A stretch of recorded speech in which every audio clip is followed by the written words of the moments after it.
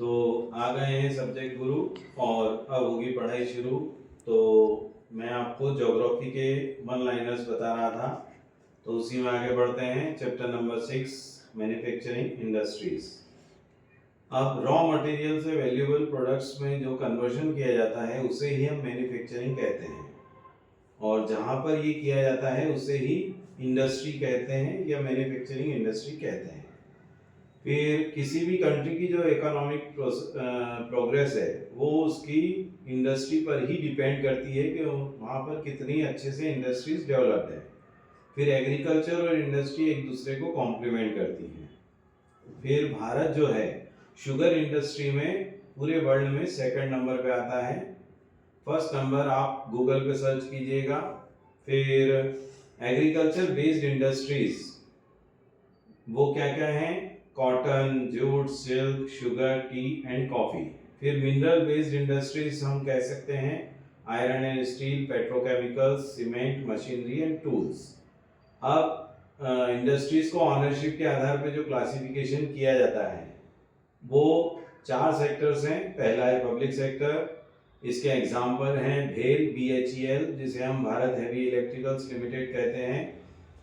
दूसरा है सेल जिसे steel authority of India limited कहते हैं। फिर प्राइवेट सेक्टर में कहा जा सकता है TISCO, Bajaj auto limited, Dabur और भी बहुत सारी कंपनीज हैं। फिर जॉइंट सेक्टर में oil India limited, cooperative sector में sugar industry of Maharashtra, coconut industry of Kerala.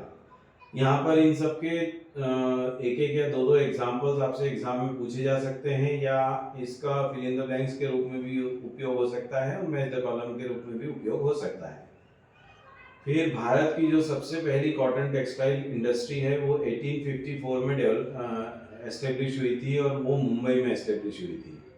फिर भारत जो है एक बहुत बड़ा एक्सपोर्टर है जूट गुड्स का, और भारत जो है बांग्लादेश के बाद दूसरे नंबर पे आता है जूट के एक्सपोर्ट में। फिर पहली जूट इंडस्ट्री वो रिश्रा में हुई थी जो कोलकाता में है, और वो करीब 1855 में हुई थी एस्टेब्लिश। फिर इंडस्ट्री जो है वो मिनरल्स और मटेरियल्स को रॉ मटेरियल के रूप में यूज करते हैं, उन्हें क्या बोलते हैं? Mineral based industries. फिर आता है मैंगनीज को जब स्टील में इसलिए मिलाया जाता है ताकि वो हार्डर बने।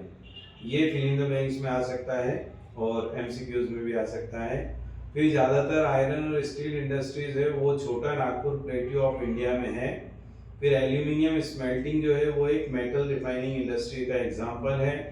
फिर बॉक्साइट जो है वो एल्यूमिनियम में रॉ मटेरियल के रूप में यूज़ किया जाता है। और केमिकल इंडस्ट्री जो है वो एशिया की सबसे थर्ड लार्जेस्ट इंडस्ट्री है अगर भारत की केमिकल इंडस्ट्री की बात की जाए तो।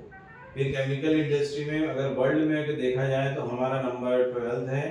फिर DAP एक फर्टिलाइजर इंडस्ट्री है। फिर उसके बाद केमिकल इंडस्ट्री जो है करीब करीब हमारे GDP जिसे हम कहते हैं ग्रॉस डोमेस्टिक प्रोडक्ट, उसका 3% कॉन्ट्रीब्यूशन है केमिकल इंडस्ट्री का। और गुजरात, तमिलनाडु, उत्तर प्रदेश, पंजाब और केरला यहाँ पर फर्टिलाइजर प्रोडक्शन का करीब टोटल फर्टिलाइजर प्रोडक्शन का 50% यहाँ पर प्रोड्यूस किया जाता है। फिर सीमेंट इंडस्ट्री में रॉ मटेरियल के रूप में चिकपी डस्ट, सिलिका और जिप्सम का उपयोग किया जाता है। इलेक्ट्रॉनिक कैपिटल या इलेक्ट्रॉनिक्स कैपिटल जो है भारत की उसे बेंगलुरु है। फिर उसके बाद इलेक्ट्रॉनिक्स इंडस्ट्री में टेलीफोन, कंप्यूटर, टेलीविजन एक्सेट्रा इन सब का मैन्युफैक्चर किया जाता है। फिर वाटर पॉल्यूशन जो है वो ऑर्गेनिक और इनऑर्गेनिक वेस्ट से बनता है, और बेसिकली ये इंडस्ट्रीज के द्वारा किया जाता है।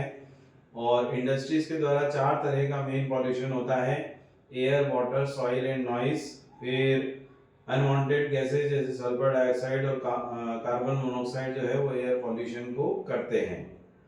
तो यहाँ पर हमारा चैप्टर नंबर 6 पूरा होता है। आप सभी को बहुत बहुत थैंक यू, और इसे अच्छे से ऑब्जर्व करिए और अच्छे से पढ़िए।